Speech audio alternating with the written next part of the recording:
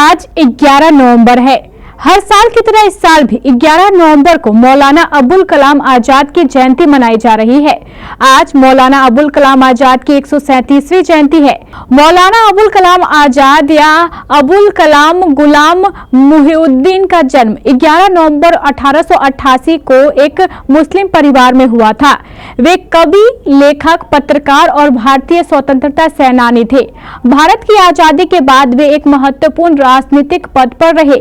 वे महात्मा गांधी के सिद्धांतों का समर्थन करते थे। खिलाफत आंदोलन में उनकी महत्वपूर्ण भूमिका रही। 1923 में वे भारतीय राष्ट्रीय कांग्रेस के सबसे कम उम्र के प्रेसिडेंट बने। वे 1940 और 1945 के बीच कांग्रेस के प्रेसिडेंट रहे।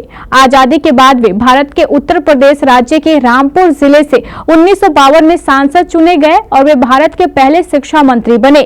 आज मौलाना अबुल कलाम आजाद की 137वीं जयंती को लेकर उनके तैल चित्र पर माल्यार्पण कर लोग उन्हें श्रद्धांजलि दे रहे हैं। मौलाना अबुल कलाम आजाद की जयंती पर पूर्व शिक्षा राज्य मंत्री डॉक्टर राम प्रकाश महतो ने भी मौलाना आजाद चौक पर उनके चित्र पर माल्यार्पण कर उन्हें श्रद्धा सुमन अर्पित किया।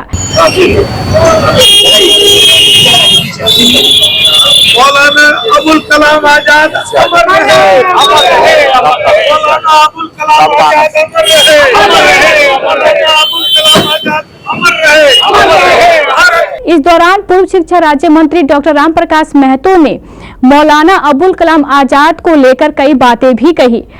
कटिहार नगर निगम क्षेत्र कटिहार जिला के ये मुख्य चौराहा है। इस चौराहे का नामकरण आज से 22 साल पहले भारत के प्रथम शिक्षा मंत्री, स्वाधीनता संग्राम के अग्रणी महानायक, राष्ट्र नायक मौलाना अबुल कलाम चौक के नाम से, इनके नाम से इस चौक का नामकरण हुआ था। पहले यहाँ बाटे की दुकान थी तो लोग बाटा चौक का था। मौलाना अबुल कलाम आजाद जी, याद कीजिए जब 1947 में आजादी मिली थी तो यही मौलाना आजाद जो मक्का में इनका जन्म हुआ है, लेकिन भारत की धरती पर पढ़ाई लिखाई से लेके स्वाधीनता संग्राम के अग्रणी नायक में से एक थे। इन्होंने जब देश का बंटवारा हुआ, इन्होंने कहा नहीं, हम इसी मिट्टी में पले बढ़े हैं, पढ़े लिखे हैं, देश की आजादी में हम लोगों ने अपना योगदान दिया है, हमको यही कफन दफन मेरा होगा, मैं पाकिस्तान नहीं जाऊंगा। और जो जाने का रफ्तार था, अधिकांश मुस्लिम भाइयों ने इनकी बात को माना। आज जो आजादी हम लोग को मिली है 1947 में, सब मिलजुल के हम लोग लड़े थे। हिंदू, मुस्लिम, सिख, ईसाई तमाम लोगों ने अपनी कुर्बानी दी। हमारे लिए ये आदर्श थे मौलाना आजाद, और आज भी हमारे आदर्श बने रहेंगे।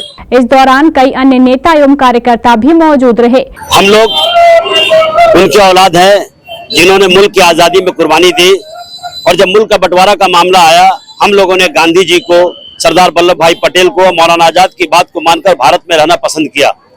उसी तरह से हमारे हिंदू भाई ने भी सरदार वल्लभ भाई पटेल और गांधी जी की बात को माना और गोडसे को ठुकराया। लेकिन बहुत अफसोस की बात यह है कि जिन लोगों ने भारत की आजादी में परेशानी पैदा की, बाधा पैदा किया, आज उनके नाम को ऊंचा किया जा रहा है और ऐसे लोगों के नाम को नीचा किया जा रहा है। तो मैं पूरे भारत के लोगों से यह आग्रह करना चाहता हूं कि जो सच्चे भारतीय हैं, जो सही देशभक्त हैं, जिन्होंने देश के नाम पर कुर्बानी दी है, जिन्होंने ईमानदारी से देश के साथ खड़े रहने का काम किया, उनके साथ मजबूती से खड़े रहें और हक और सच का साथ दें। श्रद्धांजलि अर्पित करने के बाद पूर्व शिक्षा राज्य मंत्री डॉक्टर राम प्रकाश महतो ने क्या कुछ कहा है, चलिए आपको सुनाते हैं। हम लोगों ने मंत्री के रूप में, हमारे बड़े भाई उस समय चेयरमैन थे नगर निगम के, नगर पालिका के, और उस समय बहुत सारे चौराहा का नामकरण हुआ। बाटा चौक से ये हो गया मौलाना अबुल कलाम आजाद चौक, छोटा कर दे तो मौलाना आजाद चौक। कटिहार का ये कनॉट प्लेस है। शहर में कोई आएगा तो मुख्य बाजार का ये चौराहा है। सिटी बुकिंग ऑफिस से लेके ये PWD रोड है, और उस पार 1 महीना पहले हम लोगों ने लोकनायक जयप्रकाश नारायण की जयंती बनाई। उस पार में 1902 में उनका जन्म हुआ और वहां जयंती मनाई हम लोगों ने। उस चौक का नाम किया लोकनायक जयप्रकाश नारायण चौक, संक्षेप में JP चौक। लेकिन हम मीडिया के साथियों से, कटिहार नगर के नगर आयुक्त जो अभी हैं संतोष बाबू, और जिला प्रशासन मीना साहब से और मीडिया के साथियों से हम अपील करते हैं कि आज भी जब हम पिछले 11 अक्टूबर को लोकनायक की जयंती मना रहे थे तो अखबार में छपा जीआरपी चौक, और यहाँ बाटा की दुकान यहाँ से गए 3 साल 5 साल हो गया होगा, 5 साल से भी ज्यादा हो गया, और जबकि ये यहाँ अभी भी लोग इसको बाटा चौक बोलते हैं।